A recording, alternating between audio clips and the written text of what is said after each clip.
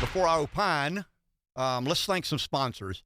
Mickey Finn's, largest South Carolina liquor wholesaler, serving every county in the state, largest bourbon selection statewide, ship wines to 43 states, opening soon a new beverage warehouse across from Buc-ee's on I-95 in Florence. Proud USC sponsors providing the libations for Williams-Brice and the Colonial Life Arena. Pedialectric Commerce City, 705 acres of land located at the intersection of I-95 and South Carolina Highway 327, kind of the midway point between New York City and Miami. Pedialectric or Marlboro Pedialectric Co-op. It's kind of it's a merging of Marlboro Electric Co-op and Pedialectric Co-op that have really and truly emphasized economic development. They placed as a priority dependable, affordable electricity. We know the mass migration of business and residents down south. I actually heard a bit recently from one of the executives of a Fortune 500 company offered an opinion on the state of the economy, where it looks like the economy's headed. Jerome Powell has made some comments recently about inflation and about finance and about his role, responsibilities there. A lot of people believe that the Southeast will be somewhat immune to whatever hardship heads the nation's way economically because of the mass migration of people into the South, business moving into the South. COVID kind of exacerbated that problem, accelerated some of the migration, and Marlboro Pedialectric Co-op is a industry leader when it comes to putting checks in boxes of questions that potential suitors have about whether or not South Carolina is an affordable and dependable place to do business in. So thanks to Marlboro Pedialectric Co-op, thanks to Mickey Finn's. We hope to have sponsors as we pursue internet greatness in the name of for those that have just joining us. I think this is our third, maybe second, third, or fourth download of a podcast. We're learning as we go. We have gained a bit of credibility in the field of radio. We have zero credibility in the field of digital media. We feel that this is worth pursuing, and we thank you who have joined our listenership, subscribing, and listening or viewing some of the content here. Thank you, and we'll get better. I'll assure you that we'll get better as time goes by.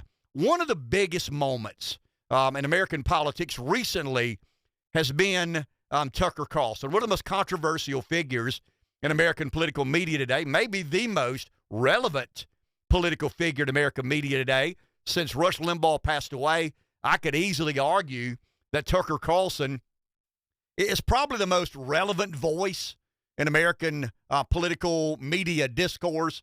I mean, MSNBC has their thing, CNN has their thing, Fox certainly has their audience. The majority of the majority of viewers to Fox, MSNBC, CNN are seeking affirmation. They're looking to be fed a dose of what they believe in. And, people by nature are somewhat insecure. We need something to put their arms around us to make us feel better and more convinced or committed to what we think is true. And we could have a debate about what the truth is. Where do you get the truth from? I want to use a couple of names here today as we talk about what Tucker did on Fox News Monday night when he said or when he exposed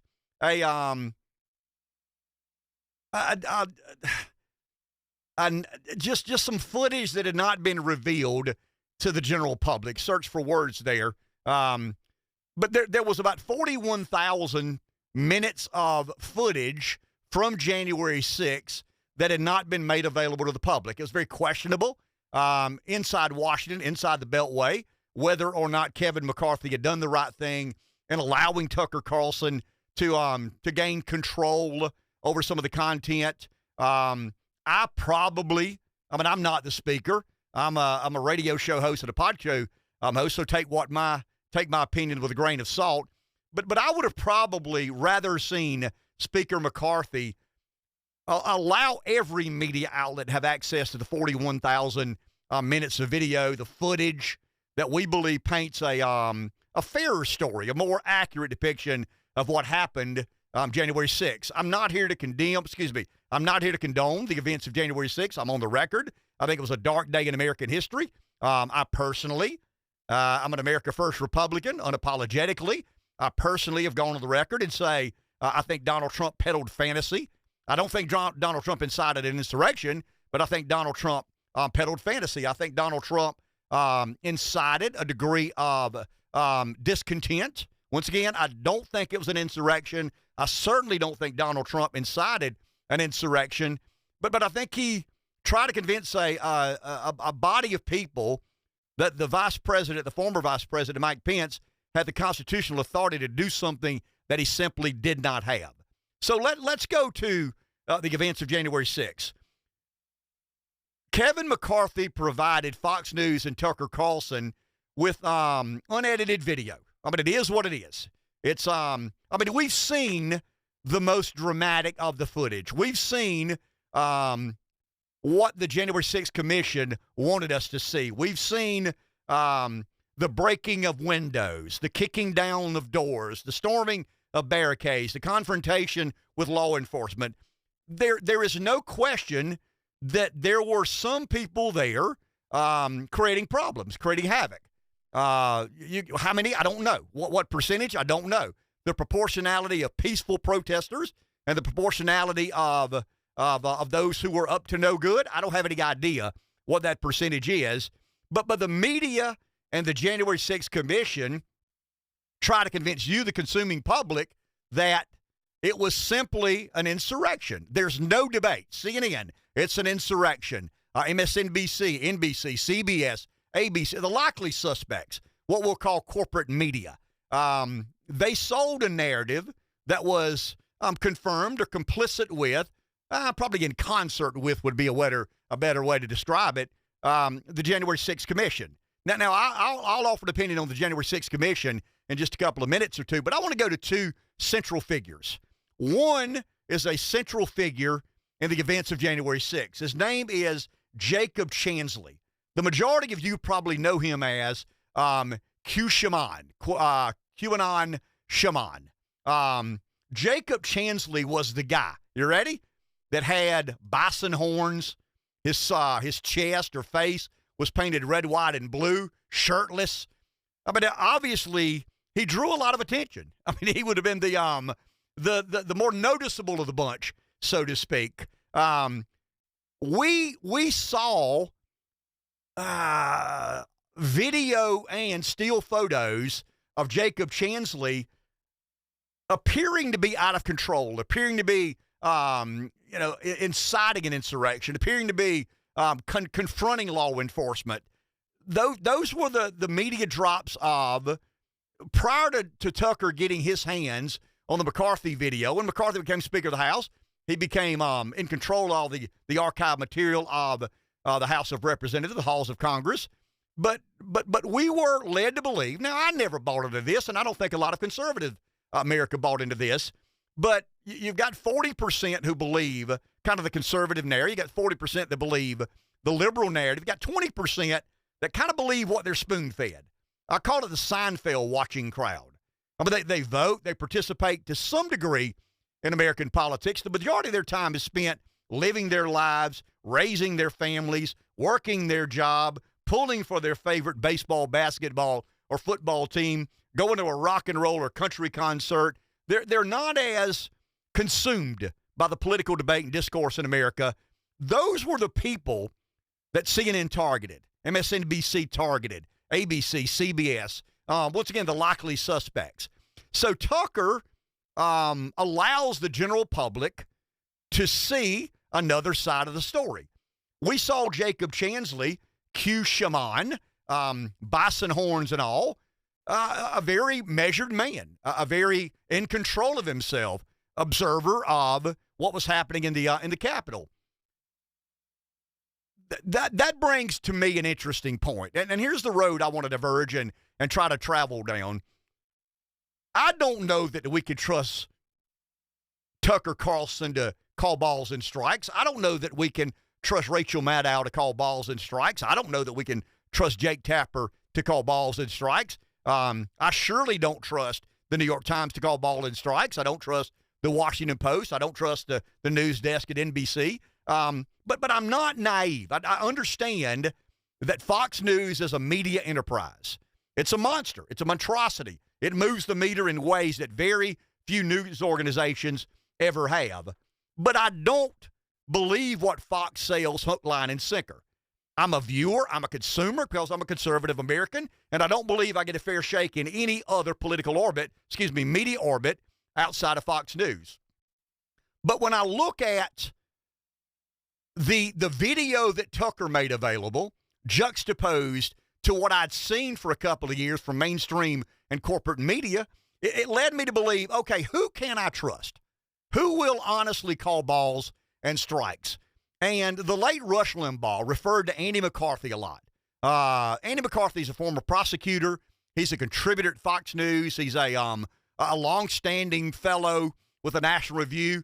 He would be a traditional Republican. I'm not saying he would be a neoconservative Republican, but he would be less Trumpy than a lot of the America Firsters are comfortable with. He would, if he and Tucker sat down for dinner, I would imagine they would agree 50% of the time. 50% of the time they'd probably disagree. And the majority of disagreement would be the America First agenda and Donald Trump in general. But I went to Andy McCarthy to look for someone who I thought could justly and objectively call balls and strikes. And here's where I landed. Now, once again, Maddow has convinced you, and MSNBC, corporate media in general, and I'm talking about Chuck Todd on Meet the Press. I'm talking about George Stephanopoulos. I'm talking about the editorial board of the Wall Street Journal, the Washington Post, the New York Times. They have convinced Americans, or a certain percentage of Americans, and I'm talking about the middle of America, the Seinfeld watching crowd, if you will. They have convinced America that Jacob Chansley, Q Shaman, is getting exactly what he deserves. 41 months in prison. I think 30 days in solitary confinement. He pled to a charge.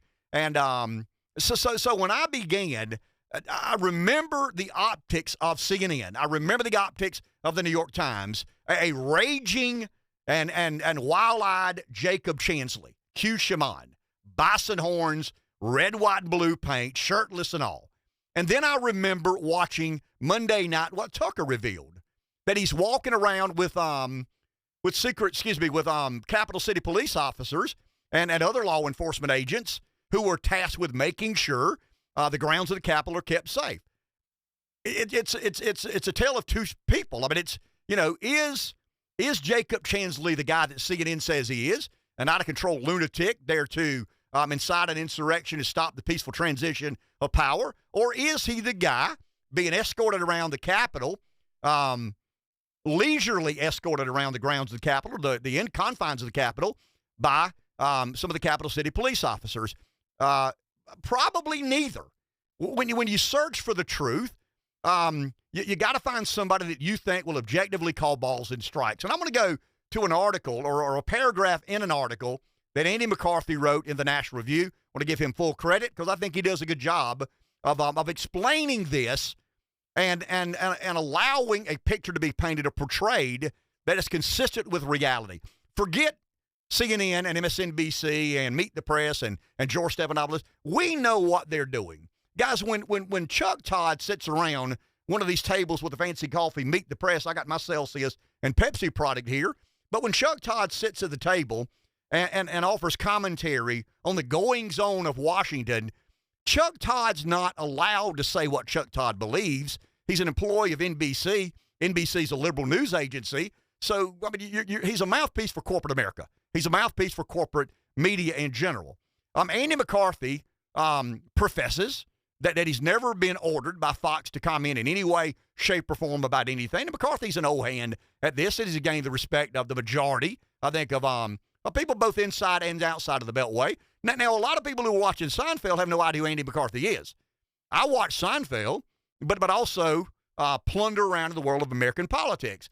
I want to read a paragraph out of this story from National Review, and I want to offer a contrast of two figures, and let's kind of grapple with what's fair in America today. Where do we get truth? What do we consider to be a reasonable and reliable source? McCarthy says, as a matter of law, what is exculpatory or incriminating is not assessed based on a media narrative.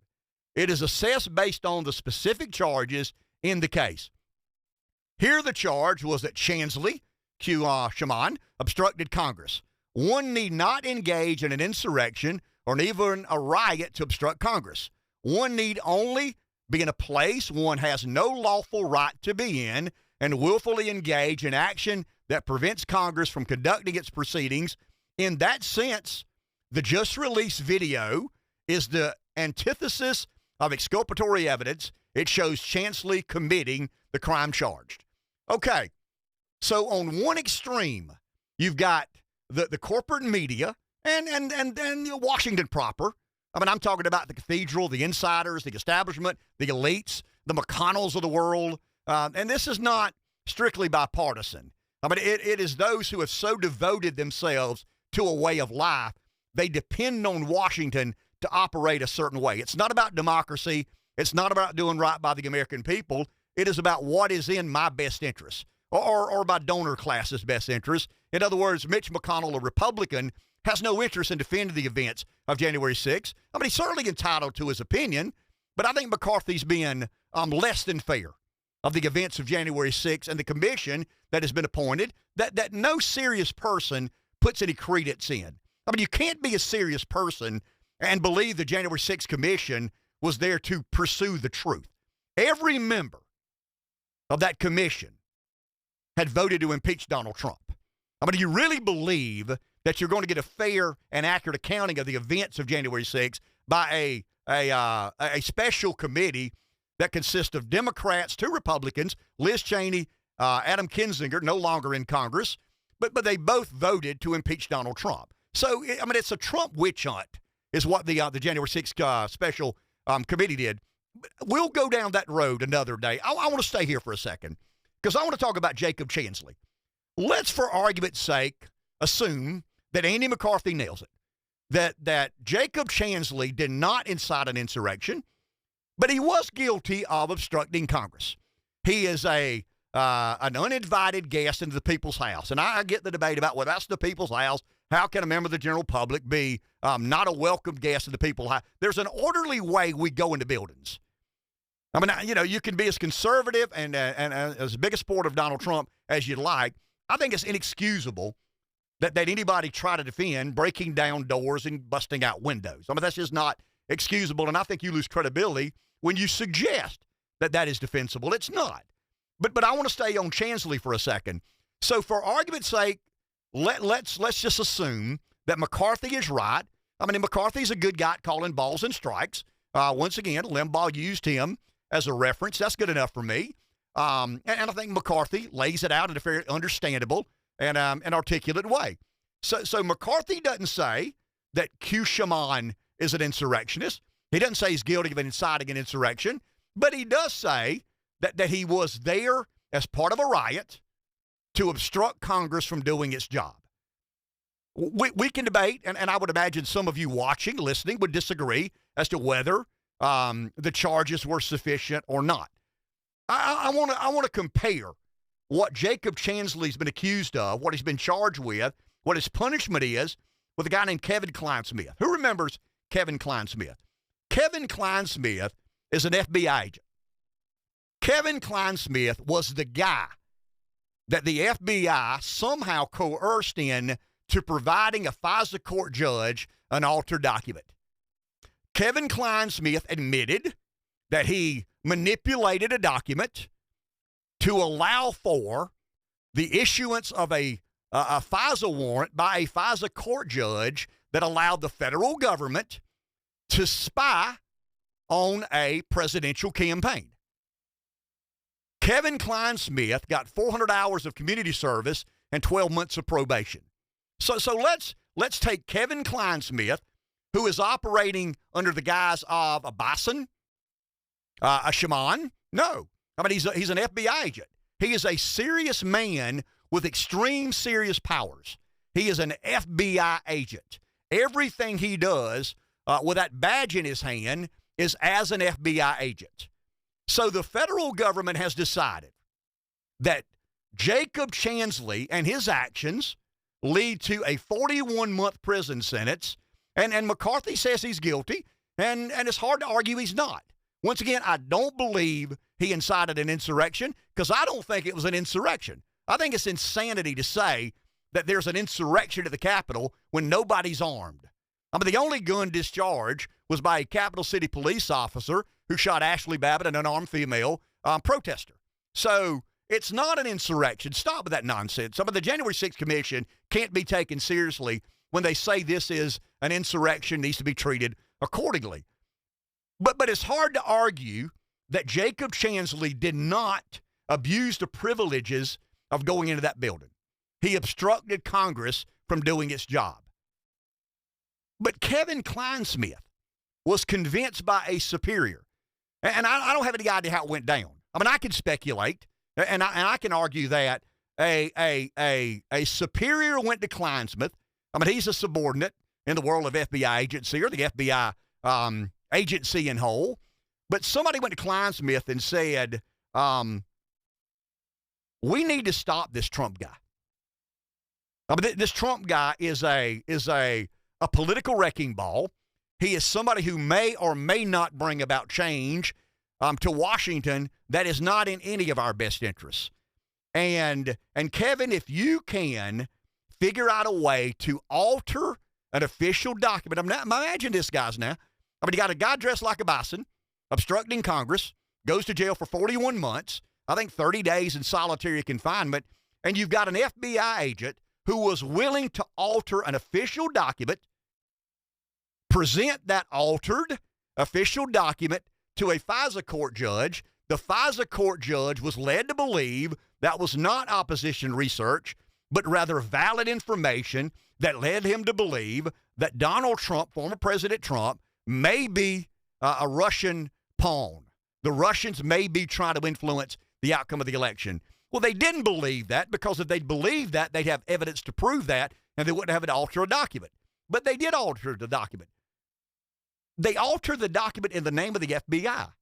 They altered the document in the name of the federal government.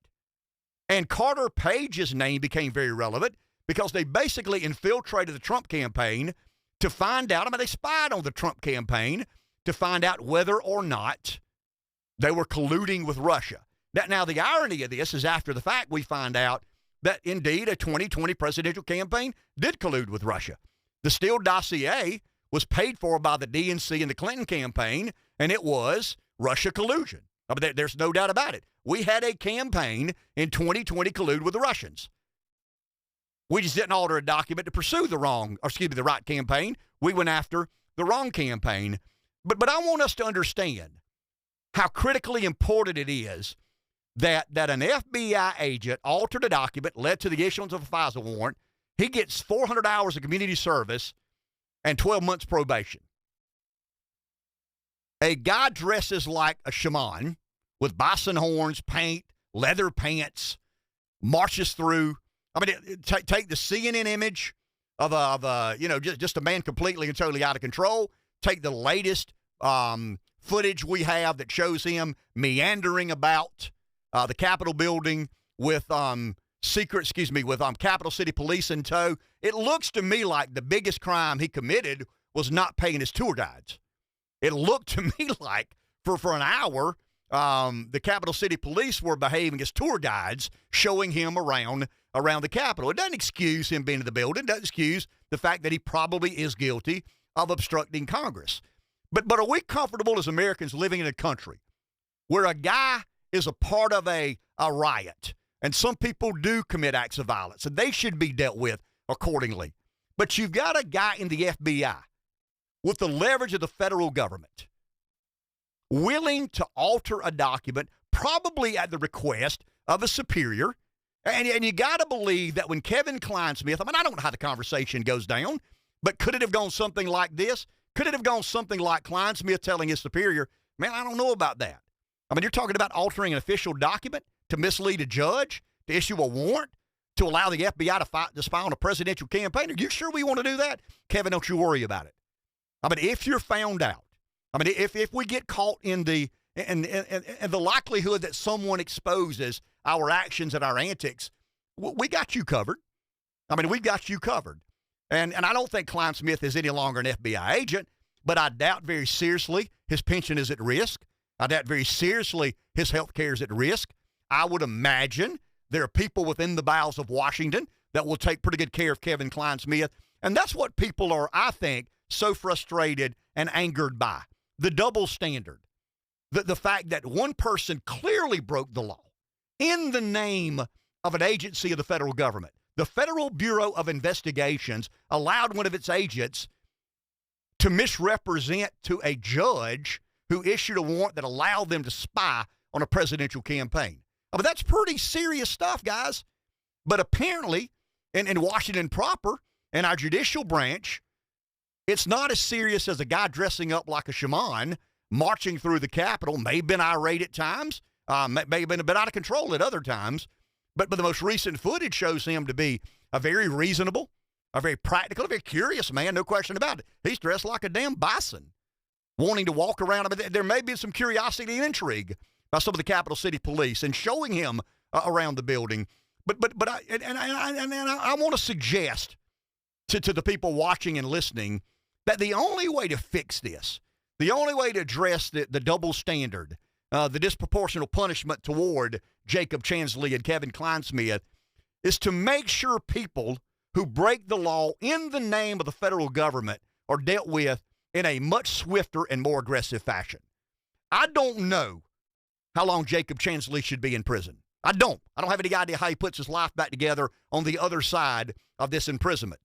But any FBI agent who is willing to mislead a FISA court judge by all of us, I'll give an example. I was not the best student. It was pretty easy to turn a D into a B on my report card. It really and truly was. I was a very average student. The name of this podcast is No Stoplights with Ken Ard.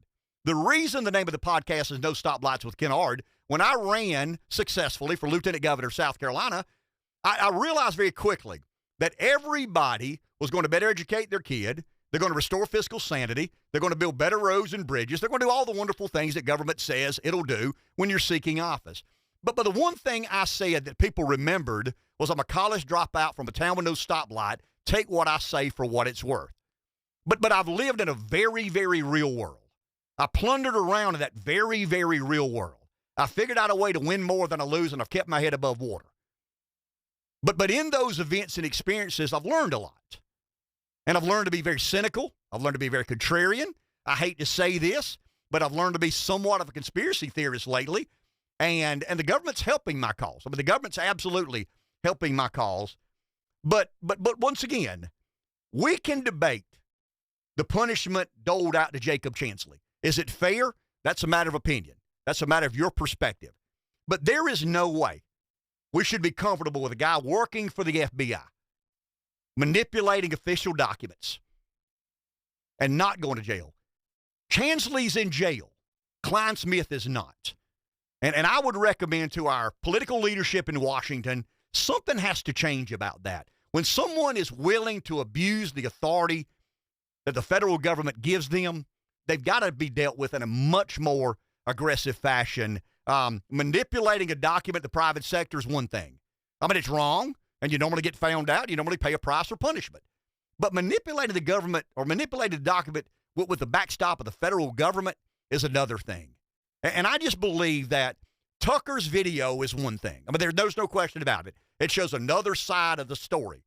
But to me, the much deeper story is this single person named Jacob Chansley and this other person named Kevin Clinesmith. One's in prison, one's not. Stew on that.